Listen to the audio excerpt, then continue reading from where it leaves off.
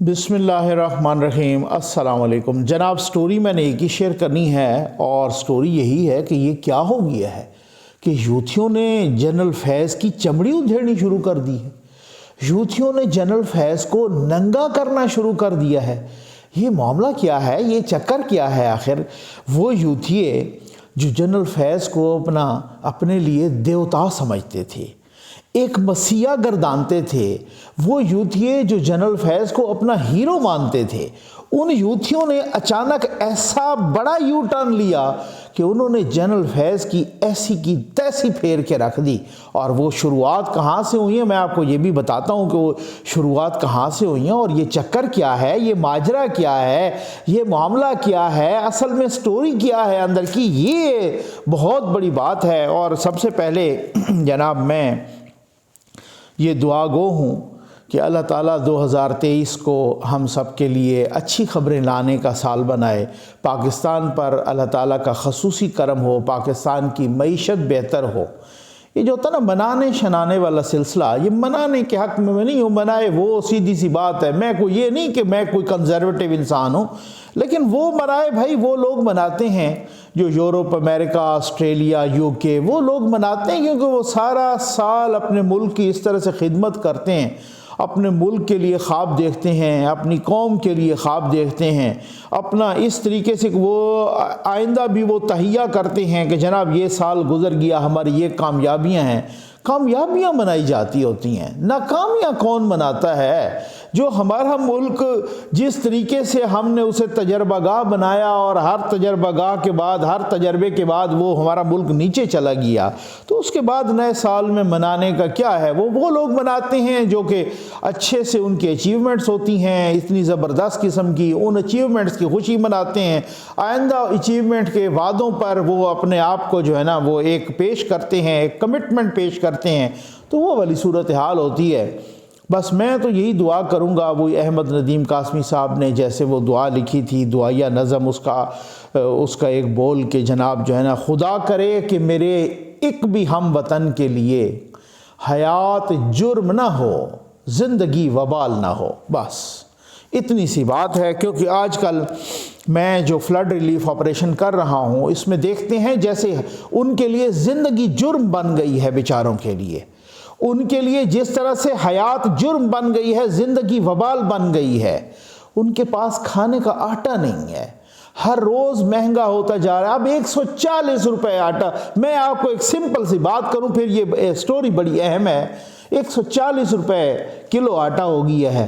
اب مجھے آپ یہ تھوڑا سا بتائیں، اگر باہر سے آپ لیتے ہیں تو 25 روپے کی روٹی ہو گئی ہے، گھر کے کم از کم 4-5 افراد ہوں۔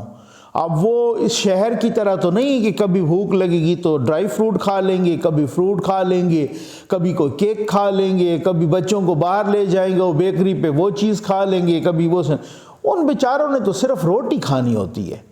اور اگر وہ ایک وقت میں ایک روٹی بھی کھائیں گھر کے 5 بندے تو کم از کم وہ تین وقتوں میں 15 روٹیاں تو کھا جائیں گے۔ حالانکہ 15 نہیں ہوتی، جو دیہات میں جو لوگ ہوتے ہیں وہ مزدوری کرتے ہیں، وہ ایک روٹی نہیں کھاتے۔ اب اس کے بعد ذرا آپ حساب کریں گے 25,000 روپے کی تو روٹی جاتی ہے، تو پھر اس کے بعد وہ کیا کریں گے؟ ہمیں ہے احساس کوئی کسی چیز کا؟ کچھ نہیں ہوگا۔ خداوند کریم ہمیں بھی ہدایت دے اور اس طریقے سے اس ملک پر کرم کرے۔ دعا تو مانگنی چاہیے، نہ مایوسی تو گناہ ہے، لیکن وہی بات ہے کب کوئی بلا صرف دعاؤں سے ٹلی ہے۔ چلیں جی آ جائیں۔ یہ نمبر ڈسپلے ہو رہا ہے، اس پہ آپ کا کس طرح کار خیر میں شامل ہو سکتے ہیں۔ تو اس میں آپ کو میں بتا دوں نا باتیں نا، یہ کچھ لوگ تو کہتے ہیں کہ سر آپ سیاسی ویلاگز میں اور اس کو الگ رکھا کریں، لیکن آپ کو بتائیں تو یقین کریں آپ کو رونا آ جائے۔ ایک علاقے میں اب ہمارے پاس تھوڑے فنڈز کم تھے تو کیونکہ بہت سارے علاقے آلریڈی بہت ساری بکنگ اور بہت ساری کہتے ہیں صرف آپ وزٹ کریں۔ ایک علاقے میں ہم نے کہا کہ آپ کو بستر چاہیے یا آٹا چاہیے، اگلی دفعہ آپ کو دوسری چیز بھی دے دیں گے۔ انہوں نے کہا جی ہمیں آٹا چاہیے، کیونکہ پہلے کھانے کا کچھ نہیں ہے۔ دسمبر کی اس سردی میں انہوں نے کہا بستر نہیں ہے ہمارے پاس، لیکن چونکہ آپ کے پاس ابھی تھوڑی سے فنڈز کی کمی، آپ ہمیں پہلے آٹا دیں، ہمارے پاس کھانے کا کچھ نہیں ہے۔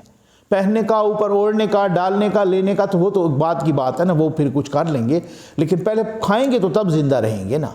یہاں اس طرح کے حالات ہیں. ہم نے ملک کے ساتھ وہ تماشا بنایا. آج یوتھی ہیں جو کہہ رہے ایک ایک چیز بے نقاب ہو رہی ہے, ایک ایک. اللہ تعالیٰ ان سب کو ننگا کر رہا ہے. اور جس طرح سے سنا ہے کہ جی واقعی کیا کوئی ایسی بات ہے کہ یہ جو مطلب اس طرح کے جو لوگ ہیں جو اس طرح کی باتیں کر رہے ہیں. اب میجر عادل راجہ, آپ کو معلوم ہے, کس کو نہیں معلوم کہ وہ پکا یوتھیا ہے. وہ یہاں سے نس کے گیا جناب, وہ پورے ادارے کے خلاف بولے, وہ نون لیگ کے خلاف بولا, اتحادیوں کی حکومت کے خلاف بولا, عمران خان کو پالش کی. عمران ریاض پکا یوتھیا, انہوں نے ان کے انٹرویوز کیے, اور جناب وہ کس طرح سے آپ گئے ہیں, آپ پہ بڑا ظلم ہوا ہے. انہوں نے کہا جی عمران بھائی آپ کا اور میرا مشن ایک ہے, ہم ایک ہی مشن پہ ہیں, اور یہ ہیں وہ ہیں, سارا کچھ یہ بتایا. وہ کہہ رہے ہیں اس نے وہ جنرل فیض کی ایسی کی تیسی کی, اس نے وہ بے نقاب کیا, اس نے جنرل فیض کو وہ ننگا کیا. میں تو حیران رہ گیا. چلو جنرل باجوہ کو تو وہ پچھلے کچھ عرصے سے کر رہے ہیں نا, اور یہ سارے یوتھی اس کے پیچھے پڑے ہوئے ہیں.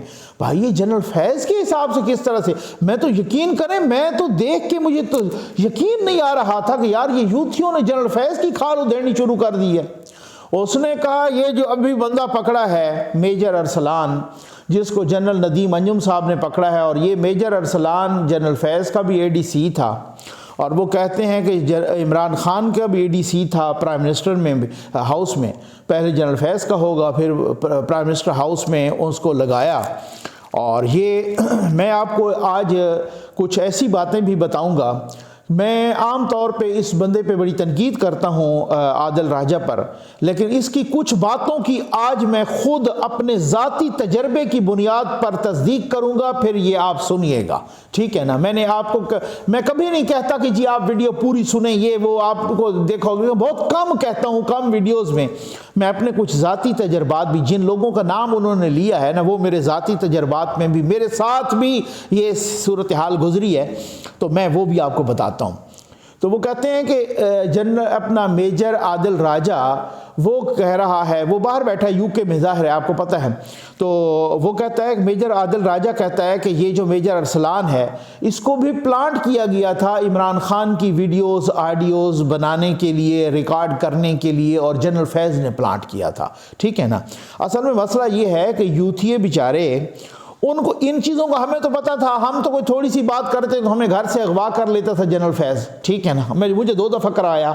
اچھا اب اس کے بعد دیکھیں جن لوگوں کے تھرو کروایا, میں ان کا بھی نام آج بتاتا ہوں آپ کو, ٹھیک ہے نا.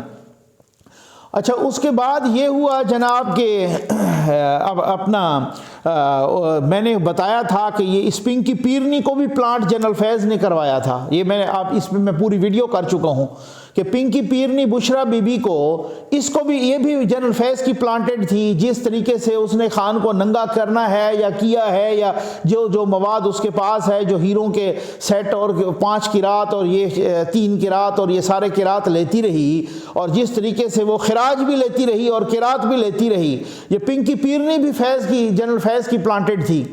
اب جنرل فیض کا کچا چٹھا کھلنے لگا. ہم بتاتے تھے تو یوتھی کہتا ہے نہیں, یوتھی بڑی بڑی تصویریں اس کی شیئر کرتے, یوتھی اپنے جلسوں میں جنرل فیض کے پوسٹر اٹھایا کرتے تھے, ٹھیک ہے نا. اور اب یوتھیوں کو پتہ چل گیا کہ اصل میں جنرل فیض اور جنرل باجوہ کا ایکا تھا, اور وہ خان کو آخر میں خراب بھی کر رہے تھے اسی طریقے سے, اور وہ ان کا وہ پلانٹڈ تھے, اور وہ کہ بہت سارے افیسرز تھے. اب وہ میجر ارسلان پکڑا گیا. اس میجر ارسلان نے خان کی تو جتنی ویڈیوز آڈیوز بنائی وہ پتہ چل جائے گا, اور چل بھی رہا ہے. اسی میجر ارسلان نے ایک آڈیو شہباز شریف صاحب کی, جو ان کے PS یا اپنا پرنسپل سیکرٹری ان کے ساتھ تھی, توقیر شاہ کے ساتھ, جو مریم نواز صاحب کی وہ پلانٹ والی بات ڈسکس کر رہے تھے, تو وہ پکڑا گیا میجر ارسلان. اور آج کل وہ میجر ارسلان ISI کی کسٹڈی میں ہے, اور خود وہاں پہ وہ ان کا پوچھ گچھ ہو رہی ہے, اور کہہ رہے ہیں کہ کچھ اور لوگ بھی. اور حالت یہ ہے کہ میجر عادل راجہ نے تو یہاں تک بھی الزامات لگا دیے کہ یہ ISI کے جو سیف ہاؤسز ہیں, یہاں پر لڑکیاں لائی جاتی تھیں, اور کچھ اداکاراؤں پر بھی, مہوش حیات سمیت کچھ اداکاراؤں پر بھی اس نے الزام لگایا ہے کہ ان کو بھی یہاں پہ پرووائڈ کیا جاتا تھا اور جنرل فیض اور جنرل باجوہ ان کے ساتھ رنگ رلیاں مناتے تھے، یہ میجر عادل راجہ کہہ رہا ہے۔ اچھا خیر، اس کے بعد میجر عادل راجہ نے دو بندوں کا نام لیا اور انہوں نے کہا کہ ایک آئی ایس آئی کا ڈائریکٹر ہے، اس کا نام ہے ڈائریکٹر رحمت، ٹھیک ہے۔ اچھا وہ جو بھی اس کا نام ہے لیکن اس کا ظاہری نام یہی بتاتے ہیں، وہ مجھے بھی پتہ ہے، ٹھیک ہے نا، ڈائریکٹر رحمت۔ ڈائریکٹر رحمت جنرل فیض کا پکا بندہ ہے اور یہ اس کی بات ٹھیک ہے عادل راجہ کی۔ اور اس کے ساتھ ایک دوسرا ڈپٹی ڈائریکٹر ہے ارسلان ستی، وہ بھی جنرل فیض کا پکا بندہ، اور ان کو شاباشی کے طور پہ چونکہ اس نے یہ سارے کام کیے اور ان کو شاباشی کے طور پہ ایک کو جدہ بھیجوا دیا ڈائریکٹر رحمت کو، اور دوسرے کو جو ہے نا یہاں پہ UAE دبئی بھیجوا دیا۔ وہ وہاں پہ بھیجواتے ہیں نا سفارت خانے میں تاکہ تنخواہ شنخواہ بڑی زبردست ہو جاتی ہے وہاں پر، ایک وہاں پہ لوگ ہوتے ہیں ایجنسیز کے۔ تو خیر اب وہاں پہ ایک کو جدہ بھیجوا دیا، ایک کو UAE بھیجوا دیا، اور ابھی میجر عادل راجہ کے بقول وہ کہتا ہے کہ جناب ابھی جو ہے نا جنرل ندیم انجم صاحب نے ان دونوں کو واپس بلا لیا ہے اور ان کی بھی انکوائری کنڈکٹ ہو گئی ہے۔ اور یہ میں آپ کو بتا دوں کہ یہ بات ٹھیک ہے۔ اچھا ایک بات میں آپ کو بتا دوں کہ میجر عادل راجہ نے کہا کہ یہ جو ڈائریکٹر رحمت ہے انہوں نے پتہ نہیں کتنے لوگوں کو اغوا کیا اور تاجروں کو اغوا کروایا، کراچی میں بڑے بڑے تاجروں کو اغوا کروایا جنرل فیض کے لیے بھتہ وصول کرنے کے لیے۔ آپ دیکھیں تو صحیح کہ یہ جنرل فیض کو خود یوتھ یہ ننگا کیسے کر رہے ہیں، یہ کیا صورتحال کیا ہے، اس پہ تو میں آخر پہ آتا ہوں نا، میں بتاتا ہوں کہ یہ معاملہ ہے کیا، ماجرا کیا ہے، ٹھیک ہو گیا نا، یہ والی صورتحال ہے۔ اب اس کے بعد وہ کہتے ہیں کہ جناب بہت سارے تاجروں کو اغوا کرایا، اس سے اغوا برائے تاوان لیا گیا، اس سے بھتہ لیا گیا ان سے، اور پھر اس کے بعد ان کو چھوڑا گیا۔ مجھے ایک اس ناچیز کو ظفر نقوی کو خیبر پختونخوا سے ایک پالیٹیشین نے بتایا، میں اللہ کو حاضر ناظر جان کے کہہ رہا ہوں اگر انہوں نے مجھے اجازت دی تو میں نام بھی لے لوں گا، ٹھیک ہے نا، لیکن چونکہ وہ میں نے ان سے پوچھا نہیں ہے تو اس وجہ سے اب یہ مجھے خیال آ گیا مجھے یہ بات بھی بتانی چاہیے۔ انہوں نے مجھے بتایا کہ 2018 کا جب الیکشن ہو رہا تھا اس الیکشن سے پہلے جنرل فیض نے بہت سارے امیر لوگوں سے جو الیکشن لڑ رہے تھے PTI کے ٹکٹ پر، پہلے تو ان کو PTI کا ٹکٹ دلایا کروڑوں روپے لے کر، اس کے بعد ان سے یہ وعدہ کہ جی میں آپ کو MNA بناؤں گا اور میں آپ کو MPA بناؤں گا، یہ مبینہ طور پہ اس بندے نے کہا ہے، ٹھیک ہو گیا نا، مجھے وہ خیبر پختونخوا کا پالیٹیشین ہے، ایکس منسٹر بھی ہے، بس میں اتنا بھی بتا دوں، ٹھیک ہو گیا نا۔ انہوں نے کہا کہ جناب ایک MNA سے یہ صاحب 15 کروڑ لیتے رہے اور ایک MPA کے کینڈیڈیٹ سے یہ صاحب 5 کروڑ لیتے رہے، اور ان کے ساتھ آگے وعدہ بھی کرتے رہے کہ آپ کو جتواؤں گا بھی صحیح اور آپ کو منسٹر بھی بنواؤں گا، یا آپ کو فلاں پوسٹ پہ بھی لگواؤں گا، یا آپ کو میں یہ مراد دلواؤں گا، آپ کی سیٹ پکی ہو گئی MNA کی، آپ کی سیٹ پکی ہو گئی MPA کی۔ اس ملک کے ساتھ یہ تماشا بھی ہوتا رہا ہے، یہ خود مجھے اس پالیٹیشین نے بتایا ہے، میں پوری ذمہ داری کے ساتھ بتا رہا ہوں، میں ان سے پوچھوں گا اگر انہوں نے مجھے اجازت دی تو میں نام لے لوں گا، یہ بات ایسی نہیں ہے۔ اچھا اب ایک بات، دوسری بات، یہ جو ڈائریکٹر رحمت والی بات کر رہے ہیں یہ بالکل صحیح بات ہے، اس کی وجہ کہ میں اس کا چشمدید گواہ ہوں، میں اس کا متاثرہ ہوں، میں اس کا ڈائریکٹر رحمت کے متاثرین میں ہوں۔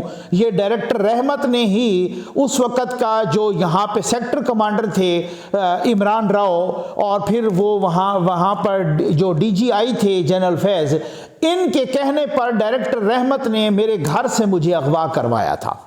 یہ اس وقت کرونا چل رہا تھا، ڈائریکٹر رحمت نے یہ پہلے 2 3 4 مرتبہ مجھے آفس میں بلایا گیا اور مجھے دھمکی دی گئی کہ ہم اس طرح سے کر لیں گے، اس طرح سے کر دیں گے، آپ اگر باز نہیں آئیں گے یہاں اس طرح کی ویڈیو بنانے میں۔ اس کے بعد اسی ڈائریکٹر رحمت نے بھجوا کے اور جناب مجھے اغوا کروایا، اور پھر اس کے بعد جناب یہ ہوا کہ جب میں پھر مجھے ایک دفعہ انہوں نے تقریباً کوئی جو ہے نا 8 10 گھنٹے کے بعد مجھے چھوڑا، اور پھر جب دوسری دفعہ مجھے اغوا کروایا تو پھر اس میں وہاں پر بہت سارے جو سوال و جوابات ہوئے وہ میں آلریڈی بتا بھی چکا ہوں، اور میں پھر بھی بتاتا چلوں۔ ایک سوال یہ بھی تھا مریم نواز آپ کو کتنے پیسے دیتی ہے، ٹھیک ہو گیا نا، یہ بھی ایک سوال تھا، اور بہت سارے سوالات ہیں، میں پھر کبھی بتاؤں گا۔ میں نے کچھ اپنی اس مخصوص ویڈیو میں بتائے بھی تھے، لیکن میں نے نام نہیں بتایا تھا۔ مجھے 2-4 مرتبہ اس بریگیڈیئر عمران راؤ نے، جو جہاں پر سیکٹر کمانڈر تھے، انہوں نے بلا کے وہ دھمکیاں لگائیں، اور انہوں نے مجھے جب تیسری مرتبہ بلایا تو انہوں نے کہا کہ اب میں کر گزروں گا، آپ دیکھ لیجئے گا، آپ باز نہیں آ رہے۔ تو پھر اس کے بعد جناب مجھے گھر سے اغوا کیا گیا، میں سو رہا تھا، مجھے گھسیٹ کے لے کے گئے، میرے جوتے جو ہے نا بیٹے نے بھاگ کے پیچھے دیے کہ یہ ابو اب جوتے پہننے، اپنے چپل انہوں نے مجھے دیے، یہ 8 پھر اس کے بعد ایسے مجرموں کی طرح وہ ہوڈ پہنایا گیا مجھے بلیک کلر کا، اور 8-10 گھنٹے کے بعد پھر جب میں آیا، یہ بریگیڈیئر رحمت بار بار بلائے، بار بار فون کرے، بار بار کہ آپ نے ویڈیو نہیں بنائی۔ میں نے کہا جی میں نے ویڈیو ہی بنانی ہے، میں نے اسی ویڈیو کا ہی ہم کھاتے ہوتے ہیں، ہم حرام کا نہیں کھاتے، سمجھ آگئی نا آپ کو نا۔ تو یہ اس حد تک کی کہ جی آپ کو میں پیسے دے دوں گا آپ ویڈیو، میں نے کہا میں اس طرح کی بات نہیں ہے، میں اس آپ سے میں نے پیسے لینے نہیں ہے، میں نے ویڈیو کا ہی کھانا ہے، میں نے ویڈیو بنانی ہے، اس میں بہت ساری اور باتیں میں آپ کو بعد میں بھی بتاؤں گا۔ تو پھر اس کے بعد مجھے دوسری دفعہ اغوا کیا، جب مجھے دوسری دفعہ اغوا کیا تو پھر انہوں نے پولیس کے حوالے کیا، اور پولیس والوں نے بیچاروں نے کہا کہ ہم کیا کریں نقوی صاحب، یہاں پر تو مصیبت یہ ہے ہر چوتھے روز کوئی کسی نہ کسی صحافی کو لے آتے ہیں اور ہمیں اس طرح سے ذلیل کرواتے ہیں، ہمیں پتہ ہے آپ کا کوئی قصور نہیں ہے۔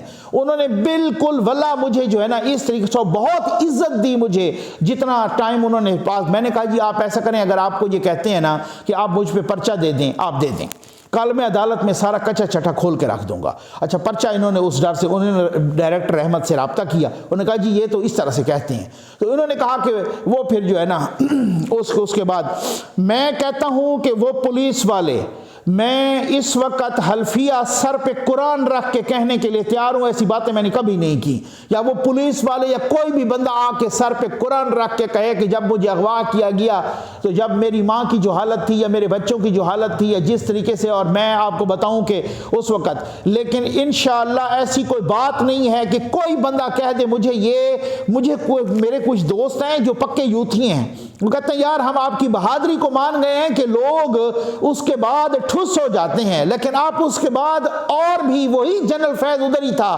میں نے اور اس سے زیادہ 10 گنا اس کی کھال ادھیڑنی شروع کر دی۔ تو کہتے ہیں ہم آپ کی بہادری کو مان گئے ہیں کہ 2 دفعہ آپ کو اغوا کیا گیا، جب دوسری دفعہ اغوا کیا تو میری 80 سالہ بوڑھی ماں ہے جو میرا سارا سرمایہ ہے، ٹھیک ہو گیا نا۔ میں فخر کرتا ہوں کہ اگر میرے پاس الحمدللہ میرے بچے بھی ہیں، فیملی ہے، اللہ نے الحمدللہ کھانا پینا ٹھیک ہے سب کچھ، لیکن میرا سب سے بڑا جو سرمایہ ہے، جو میری سب سے بڑی جو کائنات ہے، وہ میری ماں ہے، جس میں فخر کرتا ہوں کہ میں جہاں بھی جاتا ہوں تو دعا کے ہاتھ میرے لیے بلند ہوتے ہیں۔ یہ اس پہ اللہ کی مجھ پہ خصوصی مہربانی ہے، میری اس ماں کو دھکے دیے گئے، میرے سامنے دھکے دیے، چونکہ وہ مجھے چھوڑ نہیں رہی، بھائی ماں ایسی چیز ہوتی ہے، ماں ایسی ہستی ہوتی ہے، وہ مجھے چھوڑ نہیں رہی تھی، وہ مجھے پکڑ رہی تھی کہ میرے بیٹے کو نہ لے کے جائیں، انہوں نے اس ماں کو، میری ماں کو وہ دھکے دیے۔ یہ پالیٹیشنز کو پتہ ہے، یہ جو لوگ آج حکومت میں ہیں ان کو پتہ ہے، بہت سارے صحافیوں کو پتہ ہے، بہت سارے لوگ، بہت سارے کچھ ایسے صحافی تھے، اور میں کچھ کا میں نام نہیں لینا چاہتا، ہو سکتا ہے کہ وہ بھی کہیں کہ جی آپ نے ہمارا نام کیوں لیا ہے۔ اس وقت انہوں نے D G I S I, D G C جو بھی تھے، مجھے نام نہیں آتا، D G I S P R تھے جنرل بابر افتخار صاحب، ان سے بھی بات کی۔ کچھ لوگ تھے تحریک انصاف کے، کچھ صحافی تھے یا یوٹیوبر تھے، جب انہوں نے جنرل باجوہ صاحب سے میٹنگ کی تو انہوں نے مجھے حلفیہ کہا کہ ہم نے جنرل باجوہ صاحب سے کہا ہے اور یہ شکوہ کیا ہے کہ یہ اچھا نہیں ہوا ظفر نقوی کے گھر میں، سادات کے گھر میں جا کے ان کی بوڑھی ماں کو 80 سالہ کو اس طریقے سے دھکے دیے گئے۔ یہ اپنا دکھ ہم بیان نہیں کرتے، یہ اس طریقے سے، یہ تھا وہ ڈائریکٹر رحمت اور یہ تھا وہ بریگیڈیئر عمران راؤ، آج وہ ننگے ہو رہے ہیں، اللہ ان کو ننگا کر رہا ہے، اللہ ان کی کھال ادھڑوا رہا ہے اور خود یوتھیوں کے ہاتھوں سے ادھڑوا رہا ہے، اور وہ کہہ رہے ہیں کہ جناب یہ جنرل فیض اس طریقے سے پیسے لیتا تھا، اس طریقے کیوں ہوا، کیوں ہے، بہت ساری باتیں اس نے اس ویڈیو میں کر دی ہیں، بہت ساری باتیں، اور انکوائری شروع ہو چکی ہے کہ ان کے بقول وہ کہہ رہا ہے کہ مجھے خاموش مجاہد بتا رہے ہیں ہیں کہ انکوائری شروع ہو چکی ہے ان سب کے خلاف، اور جنرل باجوہ صاحب وہ ایک کو بلاتے ہیں انٹرویو دیتے ہیں، دوسرے کو بلاتے ہیں اپنی صفائیاں پیش کر رہے ہیں، ٹھیک ہو گیا نا جی، میرے لیے کالم لکھو، میرے لیے یہ کرو وہ کرو، وہ اپنی صفائیاں پیش کر رہے ہیں۔ اور اب وہ اپنا میجر راجہ عادل بھی بتا رہا ہے اور کچھ اور ذرائع بھی کہ وہ ہاسپٹلائزڈ ہو گئے ہیں، وہ غالباً سی ایم ایچ میں یا کہاں ایم ایچ میں کدھر وہ جو ہے نا ہاسپٹلائزڈ ہو گئے ہیں، کیونکہ ان پہ بھی بہت زیادہ ایک پریشر آ رہا ہے، ان پہ یہ ساری چیزیں اب اخلاقی اور فائنینشیل کرپشن سب کی سامنے آ رہی ہے، اور سب کے کچا چٹھا اور پول کھل رہے ہیں، سارے اکٹھے ننگے ہو رہے ہیں۔ اب اس طریقے سے کیوں ہو رہا ہے کہ جی خان صاحب کے انہوں نے خلاف سازش کی، مجھے خاموش مجاہدوں نے بتایا۔ بے خاموش مجاہد پہلے کدھر تھے؟ آپ کو نہیں بتاتے تھے؟ کمان چینج ہوئی، اگر جنرل اپنا آرمی چیف جنرل حافظ سید عاصم منیر صاحب انکوائری کر رہے ہیں تو میں کہتا ہوں لگے ہاتھوں یہ باب رحمتے کی بھی انکوائری کریں، لگے ہاتھوں یہ آصف سعید کھوسا کی بھی انکوائری کریں، لگے ہاتھوں یہ ان کی بھی انکوائری کریں۔ اس وقت انکوائریاں کیوں نہیں ہوئی کو جب جسٹس صدیقی صاحب چیخ چیخ کے کہہ رہے تھے کہ یہ جنرل فیض میرے گھر آیا ہے اور مجھے کہا ہے کہ مریم نواز اور نواز شریف باہر نہ آئیں؟ اس وقت انکوائریاں کیوں نہیں ہوئیں کہ جب اس طرح سے نیب کی قید میں لوگوں کی بیٹیوں کو رکھ کر اور واش روم میں کیمرے لگائے گئے؟ اس وقت انکوائریاں کیوں نہیں ہوئیں؟ اس وقت انکوائریاں کیوں نہیں ہوئیں کہ جب ظلم کا بازار گرم تھا، صحافیوں کو ان کے گھروں سے گھسیٹ کے لایا جا رہا تھا؟ اس وقت بابا رحمتہ کدھر تھا؟ اس وقت آصف سعید کھوسا کدھر تھے؟ اس وقت یہ لوگ، ان کی بھی ہونی چاہیے انکوائری۔ اور میں کہتا ہوں کہ ایک دفعہ اب اگر انکوائری کھل گئی ہے ان کے باقیوں کے، تو جو اس محکمے کے ہیں ان کے کورٹ مارشل ہونے چاہیے، اور جو اس ڈپارٹمنٹ کے اس ادارے کے ہیں ان کی بھی صحیح طریقے سے ان کی انکوائری کر کے ان کو قانون اور آئین کے کٹہرے میں گھسیٹنا چاہیے۔ یہ بات نہیں ہے کہ جس طرح جسٹس عطر من اللہ صاحب نے مبینہ بددیانتی کی کہ ان کو باب رحمتے کی شکایت ملی اور باب رحمتے کی شکایت انہوں نے وہ پی گئے، ان کو بلایا تک نہیں ہے، اتنے وہ پوتر تھے کہ ان کو بلانا تک انہوں نے گوارا نہیں کیا۔ صاحب یہ نہیں ہے کہ کوئی ایکس چیف جسٹس ہے یا کوئی جج ہے یا کوئی کون ہے اور اگر ان کی کوئی بات سامنے آتی ہے تو ان کو معاف کر دیا جائے، اگر جنرل کی بات آتی ہے تو ان کو بھی معاف کیا جائے۔ یہ 1947 سے لے کر آج تک ان دونوں اداروں نے جس طریقے کی تباہی پھیری ہے پاکستان کی، ان کے جتنے بھی عناصر تھے، اگر میں کہتا ہوں کہ army chief general Syed Asim Munir صاحب جو کہ بہت ہی پروفیشنل ہیں، بہت ہی نیک ہیں، حافظ قرآن ہیں اور لوگ کہتے ہیں تہجد گزار ہیں، اس طریقے سے اگر وہ انکوائری کر رہے ہیں تو میں کہتا ہوں ان دونوں اداروں کی ایسی انکوائری کرائیں کہ پھر اس کے بعد اس سے آنورڈ یہ کوئی تو پوائنٹ ہونا چاہیے یا نہیں ہونا چاہیے، کہیں پہ ہمیں رکنا چاہیے یا نہیں رکنا چاہیے، یا ایسے ہی ہم چلے جاتے رہیں گے اور پاکستان خدا نخواستہ تباہی اور بربادی کے دہانے پہ ہی رہے گا۔ بنگلہ دیش آگے نکل گیا، انڈیا آگے نکل گیا، اس کو چھوڑ دیجئے، ہم سے تو افغانستان آگے نکل گیا۔ جو جنگ زدہ افغانستان ہے اس کی کرنسی دیکھ لیجئے، اس کی کرنسی ہم سے بہتر ہے۔ ذمہ دار کون ہے اس ساری چیزوں کا؟ کون ہے؟ اگر ذمہ دار 2018 کے اینڈ پہ دیکھ لیں اکانومی کدھر تھی، روپیہ کدھر تھا، 2018 کے اینڈ پہ دیکھ لیں پیاز اور آلو کی قیمت کدھر تھی، 2018 کے سٹارٹ میں جب الیکشن سے پہلے جب یہ نواز شریف کی حکومت ختم ہوئی اس وقت مہنگائی کدھر تھی، اس وقت جی ڈی پی کی ریشو کدھر تھی، اس کے بعد کنویں میں پھینک دیا، بغض نواز میں پورے ملک کو کنویں میں پھینک دیا گیا۔ کیا صورتحال ہوئی؟ بہت سے انکشافات کیے ہیں، میں تو حیران ہوں انکشافات ہوئے کیوں ہیں؟ کیا انکشافات اپنے چپیڑے مارنے کے ڈر سے ہوئے ہیں؟ کیا سوالات ہونے چاہیے۔ کیا انکشافات اس لیے ہوئے ہیں کہ اب پتہ چلا ہے کہ جنرل فیض نے استعمال کر کے خان صاحب کو پھینک دیا؟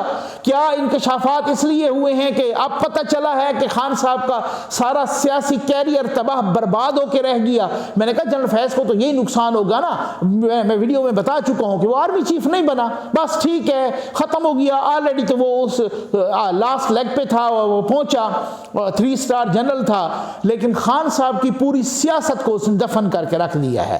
क्या पुट्ठे मशवरे जब वो आपको दे रहा था उस वक्त आप अंधे थे, आप पागल थे, आप दूध पीते काके थे, आपको नहीं पता चल रहा था? वजह क्या है? वजह क्या सूरत हाल? वजह क्या? या वजह ये है कि जी अब कोर्ट मार्शल करीब आ गया है लोगों का, अब इंक्वायरीज करीब आ गई हैं? या वजह ये है कि वो ताजिर जो डंगे हुए थे उन्होंने सब ने कंप्लेंट की है? या वजह ये है कि जो करप्शन के पहाड़ बनाए हैं वो जरा सामने तो आए ना? इसी किस्म के जर्नैलों के बारे में आसमा जहांगीर साहबा मरहूमा ने कहा था, अल्लाह बख्शे, कि जब ऐसे जर्नैलों की करप्शन सामने, मैं सब का नहीं कह रहा, क्योंकि ऐसे भी हैं कि मुझे पता चला है कि जो मौजूदा आर्मी चीफ हैं वो तो अपनी तनख्वाह का एक हिस्सा भी दे देते हैं बहुत सारे गरीबों को, ऐसे भी लोग हैं। लेकिन अब ये जो इस तरह के लोग हैं जिन पर इल्जाम है कि मुबैना तौर पे 15-15 करोड़ उन्होंने एक एमएनए से लिया और कितने ताजरों को अगवा करा के उनसे करोड़ों रुपए का भत्ता लिया, इस तरह के जर्नैलों के बारे में जनरल अपना आसमा जहांगीर साहबा ने कहा था, अल्लाह बख्शे, कि जब ऐसे जर्नैलों की आएगी ना करप्शन सामने, आपको सियासतदान फरिश्ते नजर आने लगेंगे, वो मासूम नजर आने लगेंगे। अब वो बाज़ औक़ात ये इसी चीज का नाम है मुकाफात अमल। हम भूल जाते हैं जब हम रऊनत पे उतर आते हैं, जब हम फिरौन बन जाते हैं, जब हम नमरूद बन जाते हैं, हम भूल जाते हैं कि कोई खुदा भी है, नौजुबिल्ला। हम भूल जाते हैं, हम कहते हैं जमीन पे खुदा न खास्ता नौजुबिल्ला हम खुदा हैं, ठीक है ना? हम भूल जाते हैं कि वो उसने जब रस्सी खींची तो हम मुंह के बल गिरेंगे। हम भूल जाते हैं कि उसने नमरूद को एक मच्छर से मारा था। हम भूल जाते हैं कि उसने फिरौन की फिरौनियत और रौनक को कैसे गर्क किया था। हम भूल जाते हैं कि उसने कारून को अपने खजानों समेत कैसे जमीन में धंस दिया था।